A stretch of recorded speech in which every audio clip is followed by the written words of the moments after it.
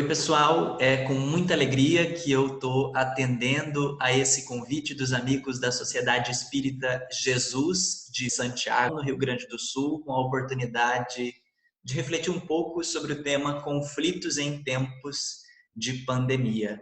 Eu queria aproveitar e, antes de começar as nossas reflexões, mandar um abraço para todos os amigos queridos aí do Rio Grande do Sul, especialmente os da nossa casa-mãe, que é a Federação Espírita do Rio Grande do Sul, e todos os companheiros, especificamente aí de Santiago, da nossa Sociedade Espírita Jesus. É uma alegria aproveitar esse espaço aqui e, mesmo que à distância, nos sentirmos conectados pelo coração. É uma experiência diferente essa que eu estou desfrutando nesse momento, pela gravação. Óbvio que a gente tem alguma experiência com isso por conta das gravações do vlog, mas eu imagino que aqui vai ser um vlog um pouquinho mais alongado, um pouquinho mais longo.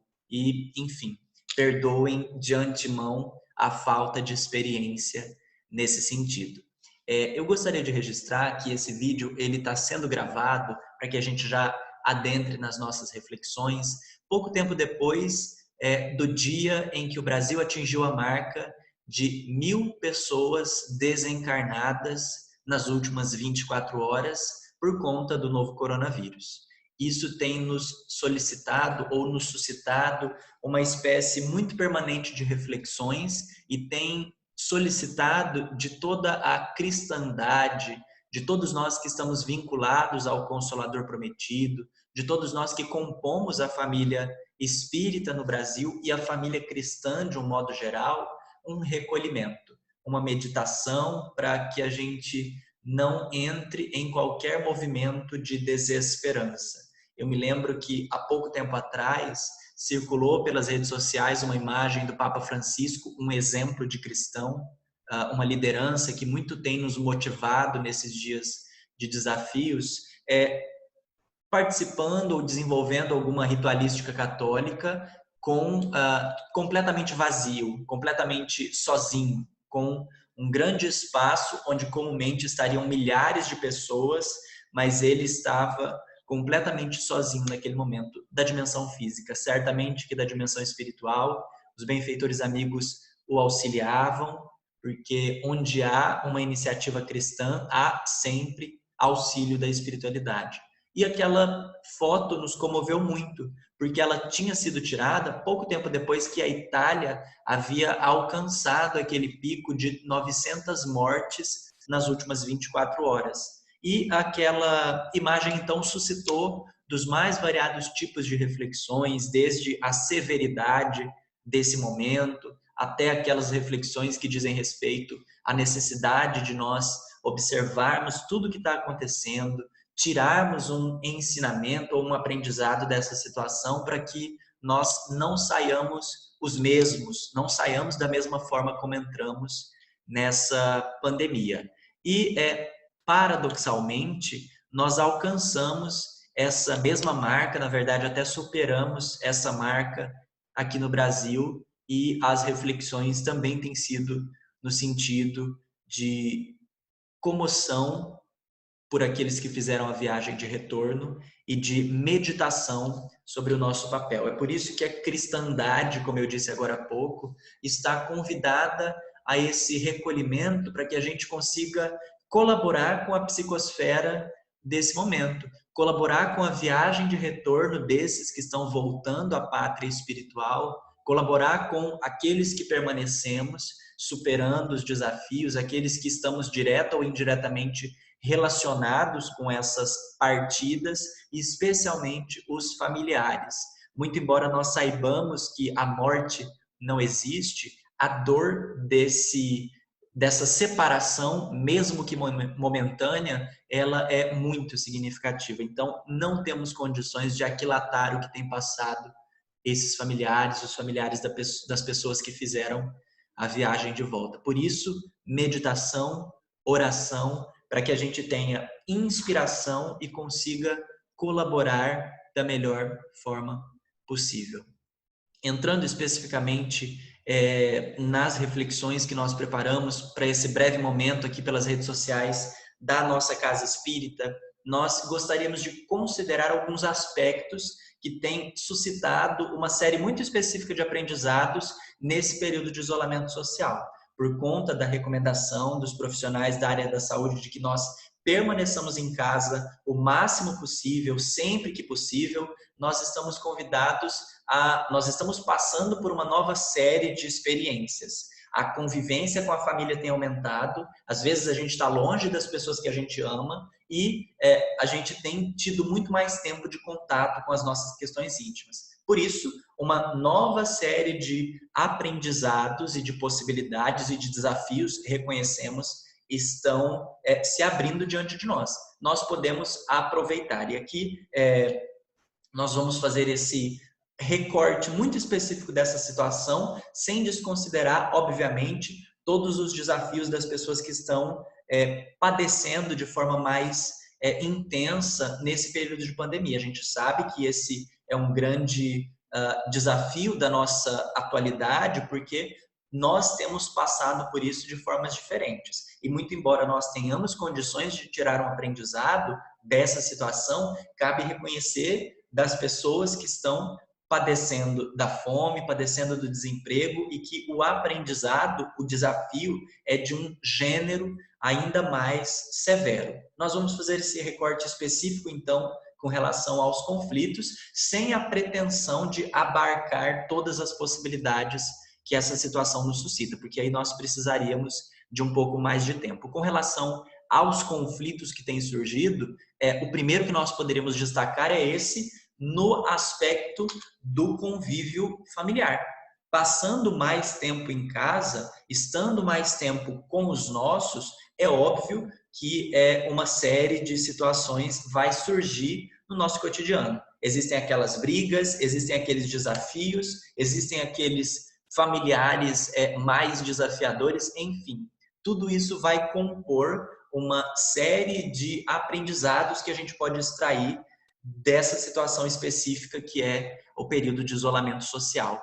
Na convivência com os nossos familiares, mais diretamente, talvez a gente possa se recordar da função desse espaço na nossa existência. A família, como sendo o primeiro contato social com o qual nós estamos vinculados, ela vai moldar a nossa forma de nos lidar, a nossa forma de lidar, melhor dizendo, com a comunidade lá fora. Então, pode ser que esse seja o momento da gente revisitar alguns conceitos. Se nós estamos, por exemplo, em uma família que não tem muito o hábito da conversa amigável, que gosta de gritar bastante, óbvio que isso é o jeito de funcionar da nossa família, mas pode ser que nesse momento a gente tenha a ocasião de revisitar esse hábito, de conversar sobre ele e de avaliar assim a extensão desse hábito da não conversa, para verificar, está sendo saudável, está sendo positivo, será que a gente tem condições de mudar um pouco esse nosso modo de funcionar? É a oportunidade que nós solicitamos. Nós temos nesse espaço a oportunidade de refazer os nossos contratos sociais dentro do lar, nós temos a oportunidade de repactuar alguns compromissos e talvez isso seja muito necessário para diluir algumas dificuldades pelas quais a gente tem passado. É comum, por exemplo, que aqueles adolescentes que fazem parte da nossa família tenham alguma dificuldade de colaborar de forma mais intensa nesse momento. Algumas tarefas domésticas podem surgir nesse momento como um verdadeiro gatilho de conflito. Eu tenho acompanhado algumas brigas homéricas que começam pelo simples pedido de auxílio, pelo simples pedido de colaboração com o lavar a louça, com o levar o lixo para fora.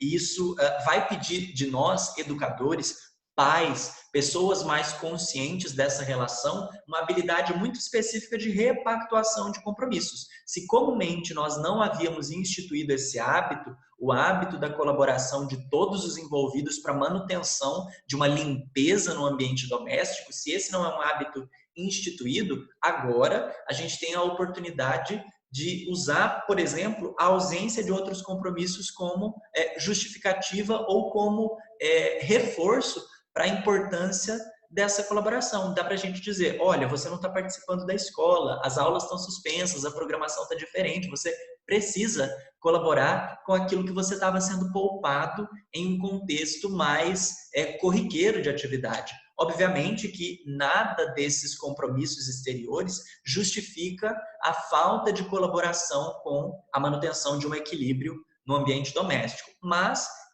estando funcionando dessa forma, a gente vai precisar de uma sensibilidade para fazer essas repactuações, para que não haja nenhum rompimento muito severo e para que os danos sejam minimizados. O fato é que nesse aspecto específico da convivência familiar, existe um instrumento que pode ser muito útil, que é o espaço do Evangelho no lar. Cabe recordar que o Evangelho no Lar é uma prática espírita sugerida pelas nossas áreas de atuação, divulgada amplamente no Centro Espírita, nas instituições federativas e no âmbito nacional, pelo nosso Conselho Federativo Nacional, que é um momento para nós termos o contato com o Evangelho de Jesus no nosso lar. É aqueles minutos semanais, em um dia específico, num horário específico, que nós combinamos entre a família para fazer a nossa oração, o nosso pequeno estudo do Evangelho, a troca de percepções sobre determinada passagem, sobre determinado ensinamento. A recomendação para essa atividade é de que ela seja semanal, em um horário específico, porque criando esse compromisso, a gente tem a possibilidade de contar com a participação dos espíritos amigos, que também se programam e se organizam para atender essa atividade e nós vamos ter algumas possibilidades para esse momento do Evangelho no Lar. Ele não é uma prática exterior e ele não precisa ter um formato fechado também. Os livros que a gente vai ler, a gente não precisa ler só o Evangelho de Jesus especificamente, o Novo Testamento, a gente pode ter contato com o Evangelho de Jesus redivivo por inúmeros livros fidedignos da literatura espírita. Então, a gente pode ter muita flexibilidade nesse sentido, inclusive no sentido de envolver crianças. Se a gente tem muitas crianças, se a gente tem uma criança participando, a gente pode mobilizar o Evangelho no Lar em torno dessa criança. Como ela não consegue acompanhar normalmente o ritmo das nossas reflexões, a gente pode pensar numa estratégia para envolvê-los, contando desde a literatura infantil até dinâmicas como teatro de fantoche, como algumas dinâmicas de grupo, enfim. O Evangelho no Lar, o momento do Evangelho no Lar é profundamente flexível. Nós temos muitas possibilidades à nossa disposição e será necessário o olhar sensível do pai, do educador, dos familiares para construir essa estratégia. O fato ao qual nós nos referíamos é que esse momento do Evangelho no Lar, ele pode servir como a abertura das reflexões, um primeiro espaço para a gente se sensibilizar, entrar na sintonia dos espíritos amigos, ter o nosso momento de comunhão com a espiritualidade, de reflexão em torno do ensinamento espírita, e na sequência a gente já pode fazer, por exemplo, o momento da nossa reunião familiar. Aqui, reunidos, inspirados e sensibilizados por essa psicosfera, a gente tem condições de conversar sobre alguns dos desafios da convivência familiar. Dá para a gente trazer esse assunto para a pauta, pedir para que cada um compartilhe, por exemplo, uma alegria e um desafio da última semana, um desafio desse momento específico da pandemia. A criatividade é o nosso limite. E aí, nesse espaço de confiança e de respeito, a gente pode abordar algumas dessas questões que talvez estejam suscitando conflito nesse período de isolamento.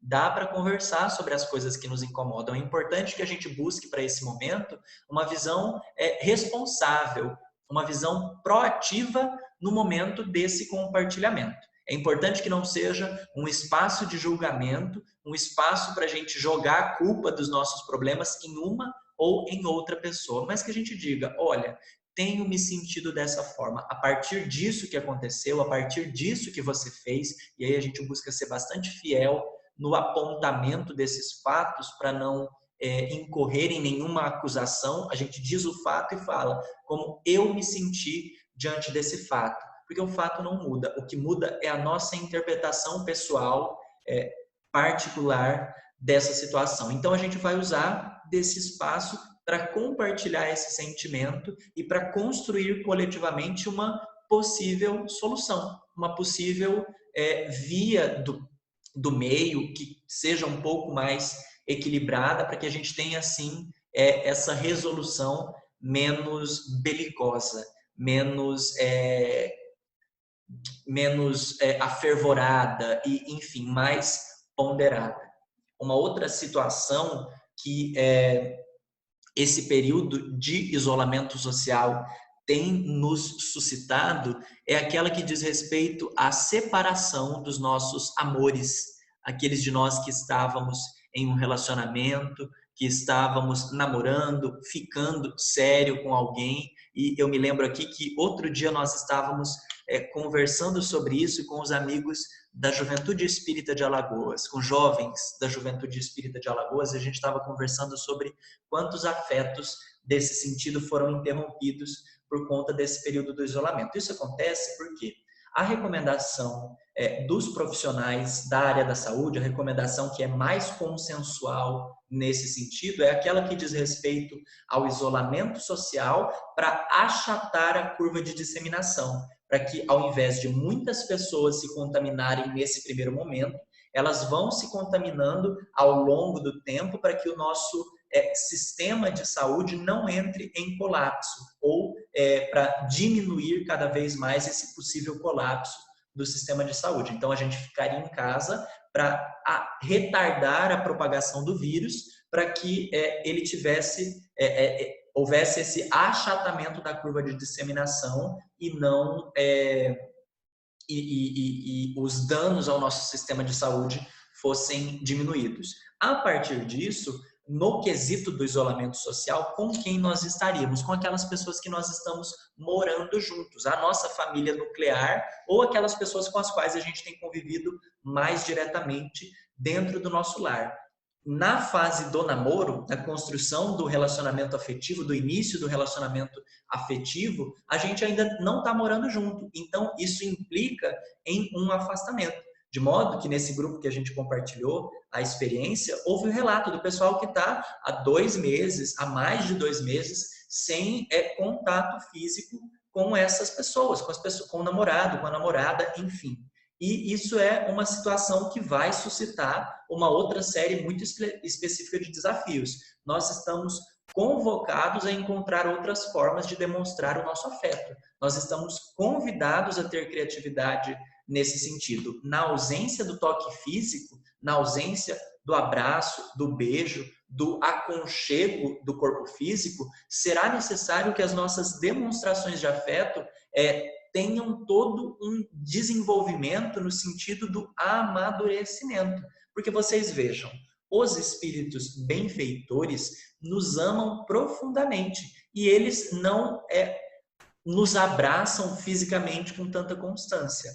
Na verdade, isso não acontece desde o período em que nós estamos reencarnados e eles desencarnados. Eles permanecem na dimensão espiritual. Então, não tem como dar um abraço na dimensão física. O que é possível de ser feito é uma troca de afetos, um exercício do afeto na dimensão espiritual. Então, à noite, no desdobramento do sono, é comum que nós sejamos acolhidos por esses benfeitores. O mesmo pode acontecer quando a nossa relação é pautada por esse carinho verdadeiro, por esse sentimento de afeto recíproco, verdadeiro. Nos encontraremos no desdobramento, nós poderemos manifestar isso com as palavras de carinho, estão aí os aplicativos de comunicação à nossa disposição, enfim. É um desafio que precisa ser observado por todos nós para que não haja um arrefecimento dessa demonstração de afeto, para que a gente não saia acreditando, para que a gente não saia dessa pandemia acreditando que não é possível demonstrar afeto se a gente não estiver junto. Na verdade, existem muitas outras formas de se demonstrar afeto e a própria oração, por exemplo, é uma forma muito válida de nós demonstrarmos esse sentimento, orarmos pelas pessoas que nós amamos e uma outra série de possibilidades mais objetivas que nós encontraremos com foco no afeto verdadeiro, no aprendizado e no complemento dessa relação afetiva. Cada um de nós, com muito discernimento, poderá encontrar essa forma de demonstrar afeto e seguirmos conectados em coração, pelo coração, nesse período de isolamento. Essas duas possibilidades que a gente comentou primeiro, elas são um pouco mais fáceis de serem percebidas, os conflitos que surgem dessas situações, as demonstrações de afeto que precisam surgir nessas situações, elas são um pouco mais fáceis de serem percebidas, porque são situações exteriores. Com um ou dois indícios, a gente consegue perceber o que é que está acontecendo e aí se dedicar, e aí a gente já tem o nosso material de trabalho para que depois disso a gente vá encontrando outras formas de aprender com essas situações e de contorná-las, de acolhê-las para então contorná-las. Existe um terceiro gênero de desafio, existe um terceiro gênero de conflito dentro desses que nós estamos listando, que são um pouco mais complicados de serem percebidos porque eles não têm, muitas vezes, sinais exteriores evidentes. São os conflitos que nos chegam ou que nos acontecem no âmbito intrapessoal, dentro da nossa intimidade, dentro do nosso coração. O contexto que nós estamos vivendo, ele pode ser desafiador por muitas questões e em muitos sentidos. Só que esse período todo pode estar suscitando essa categoria de dificuldades interiores. Eu me recordo aqui que nós conversávamos também com os jovens lá de Alagoas sobre esse período de excesso de informações. Nós temos as facilidades de comunicação, características dos nossos séculos, característica do nosso tempo, e isso muitas vezes não tem sido utilizado com o discernimento necessário, o que tem gerado isso que alguns estudiosos já têm chamado de infoxicação, uma intoxicação causada pelo excesso de informações. Óbvio que com esse comentário, com essa reflexão, nós não estamos fazendo nenhuma exaltação do isolamento ou da alienação. É muito importante que nós estejamos inteirados sobre o que está acontecendo no nosso planeta nesse momento de desafio. Porém, isso precisa de alguns parâmetros para que aconteça de uma forma saudável. Isso precisa de algumas diretrizes para que nós não nos afoguemos com esse excesso de informação. Então, como nós estamos hiperconectados, nós recebemos esses estímulos do WhatsApp, do Facebook, do Instagram, do Twitter, de todas as redes sociais, por e-mail, agora por meio das videoconferências, que tem virado uma febre nesse período, nós estamos super expostos a essas informações. E isso pode gerar alguns sentimentos como a insegurança, a própria ansiedade e uma série outra muito específica de desafios. O fato é que esse contexto exterior, como a gente estava dizendo agora há pouco, ele só vem evidenciar dificuldades que nós trazemos na nossa intimidade. Então, um outro material de trabalho muito importante para esse período de isolamento e que deve ser considerado para que a gente não seja soterrado pela situação, é o que tem acontecido no meu mundo íntimo. Eu tenho me sentido inseguro, eu tenho me sentido ansioso, eu tenho me sentido angustiado nesse período. É comum que nós estejamos nos sentindo dessa forma. Nós estamos vivendo uma pandemia. É o evento histórico mais letal do último século. É uma coisa que tem mobilizado muitas energias. Então, é comum que nós estejamos um pouco desorientados.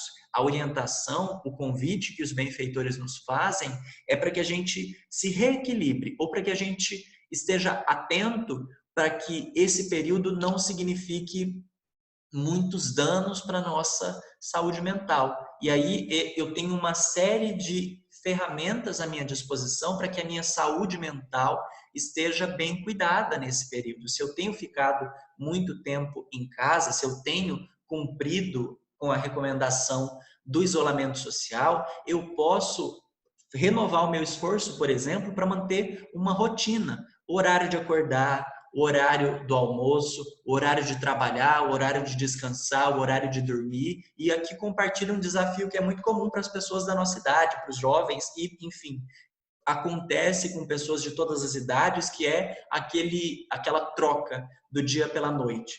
A gente vai com muita facilidade, a gente perde com muita facilidade o nosso horário de dormir e quando a gente vê, a gente está numa bola de neve, acordando 2 horas da tarde, indo dormir 4 horas da manhã, 5 horas da manhã, e isso, muito embora seja muito confortável no sentido de que está na nossa zona de conforto para esse período, é profundamente danoso para a nossa saúde, porque vai causando essa perda mais intensa de referenciais. Nós vamos perdendo aos poucos os nossos referenciais que nos ajudavam a nos manter em um estado de saúde, a nos manter minimamente engajados na construção dessa saúde. Então, um bom auxílio para esses conflitos interiores que estão surgindo e que seguirão surgindo nesse momento como fora dele, é esse esforço pela disciplina, na manutenção da nossa rotina, na manutenção de uma asepsia do ambiente ao nosso redor. É importante que nós estejamos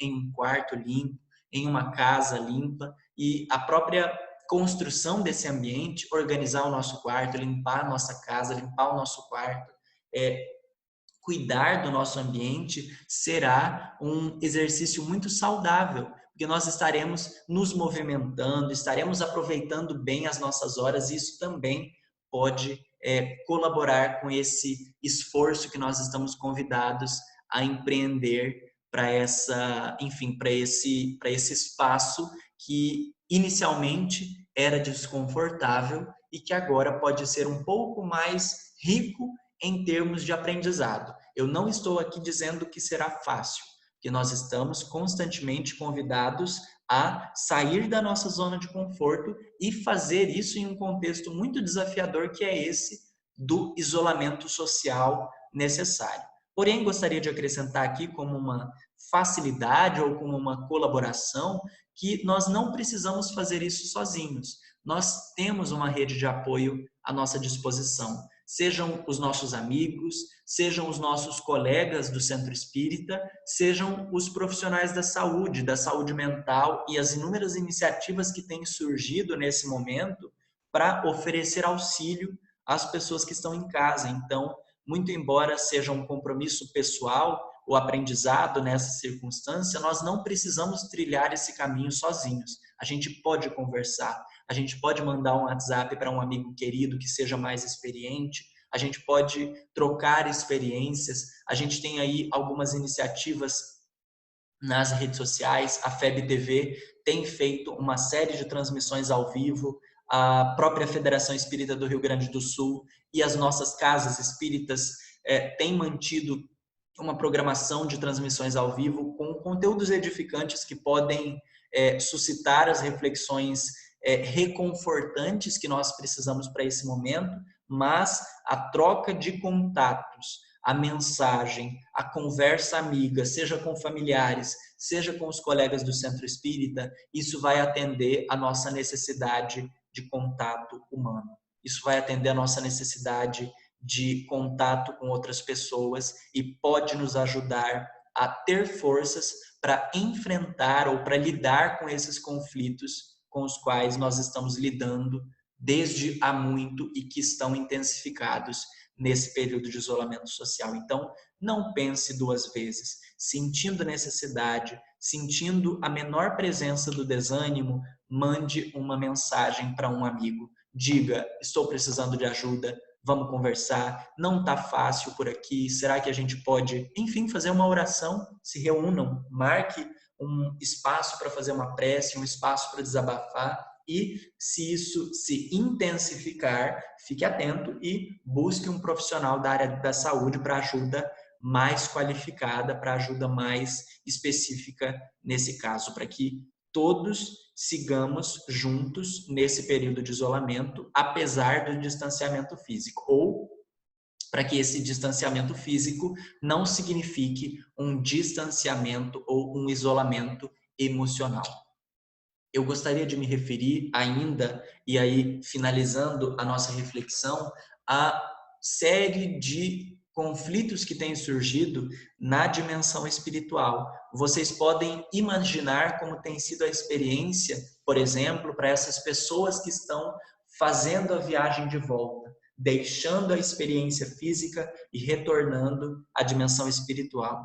Sabemos que a morte não existe, como a gente disse logo no início dessa exposição, mas apesar desse ser um conhecimento amplamente difundido no meio espírita, nem todas as pessoas que estão desencarnando são espíritas. Nem todas as pessoas que estão desencarnando têm esse conhecimento. E mesmo as que têm, continuam lidando com a dor da separação. Então, nós precisamos de um pouquinho de humanidade para fazer essas interpretações dos conceitos espíritas e atender à integralidade do conhecimento espírita, porque nenhuma informação espírita existe para que a gente jogue na cara de alguém ou tente justificar alguma dificuldade que acontece. Elas existem para que a gente se ilumine e tenha condições de passar pela situação com um pouco mais de humanidade. Então, a gente pode imaginar nesse momento as imensas caravanas que estão fazendo a viagem de volta, o atendimento que tem sido realizado a esses espíritos por parte dos benfeitores amigos no retorno à dimensão espiritual, o atendimento que tem sido realizado aos familiares que aqui permanecem, e se nós nos juntarmos a essa coletividade toda, nós, em oração, em prece, mesmo que nós não tenhamos sido afetados diretamente pela pandemia, mesmo que essa desencarnação não tenha acontecido com um familiar nosso, nós podemos nos sensibilizar pelas dores das outras pessoas.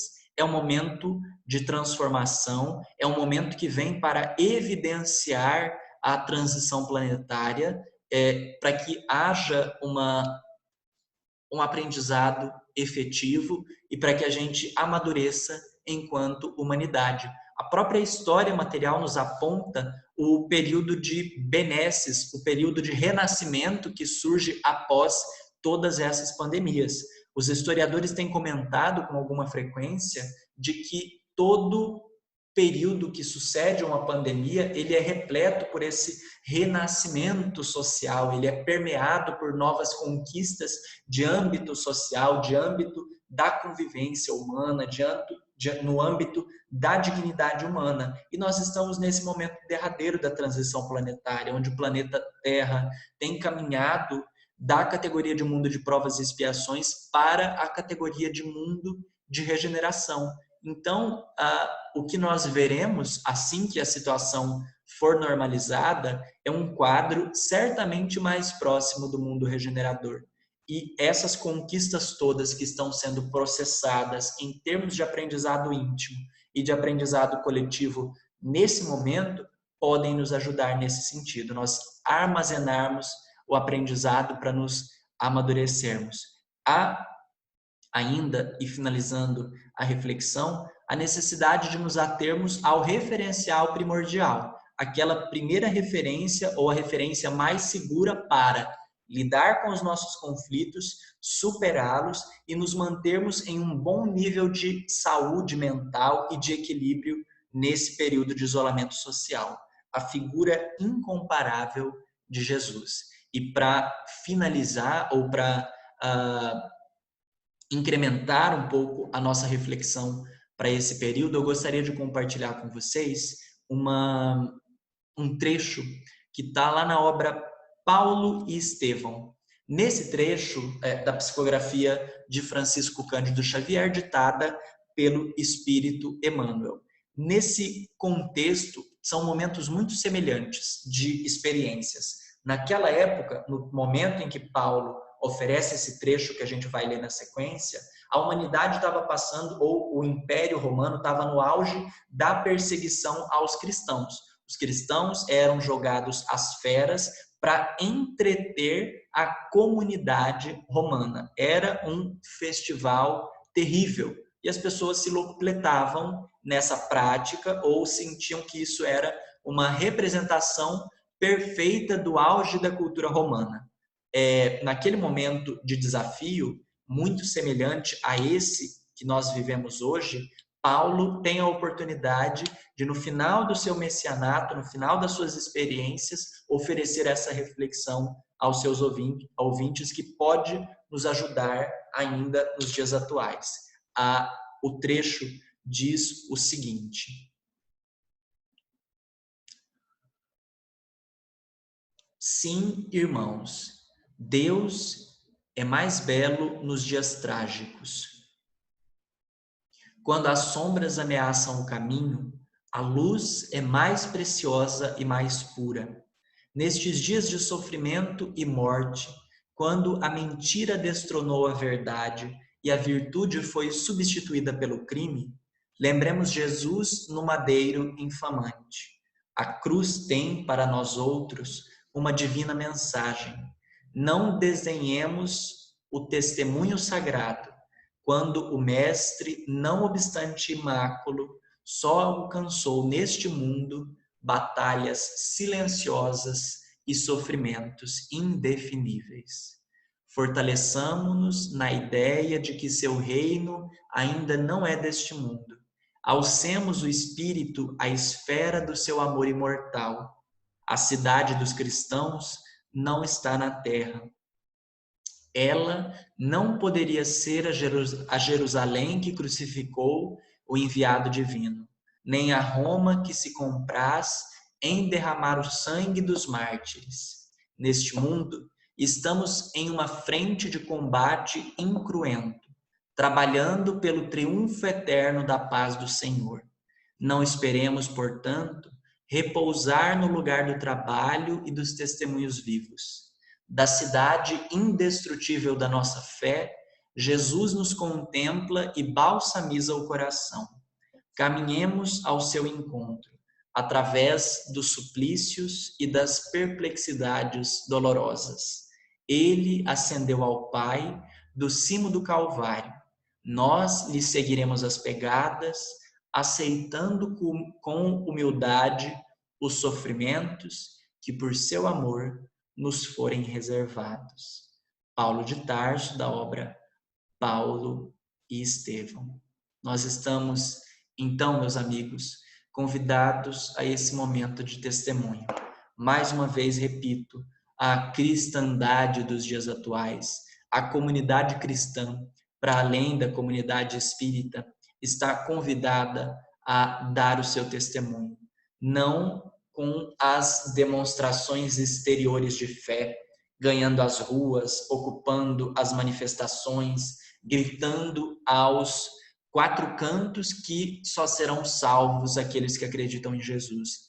Muito pelo contrário, mas na intimidade das nossas reflexões e das nossas meditações, recordando que a felicidade não é desse mundo, mas que nós estamos convidados a construí-la e a materializá-la dia após dia, sabendo que não é possível alcançá-la nesse momento da nossa jornada evolutiva, mas auxiliando uns aos outros, certamente será possível tornar a viagem um pouco mais leve, um pouco mais suportável. E aurindo dessa forma, tendo contato dessa forma com o referencial incomparável. Jesus, a partir da concepção espírita, ganha nova vida. A interpretação dos seus ensinos passa a um novo grau de maturidade, porque além de nos atermos, na verdade não nos atemos nesse caso à letra simples e puramente do seu ensinamento, mas ao espírito que está contido ali há mais de 2000 anos e que vem ser recobrado inúmeras vezes por inúmeros missionários, dos quais nós podemos destacar Allan Kardec. Dessa forma, se Jesus histórico era visto como alguém crucificado, paralisado, que deu a sua contribuição histórica e voltou ao alto para apenas contemplar a humanidade, a partir da concepção espírita, nós podemos compreendê-lo como um amigo de todas as horas. Uma pessoa, uma individualidade, um irmão mais velho que caminha ao nosso lado, de mãos dadas, que nos sustenta no momento da queda e nos revigora no momento da alegria.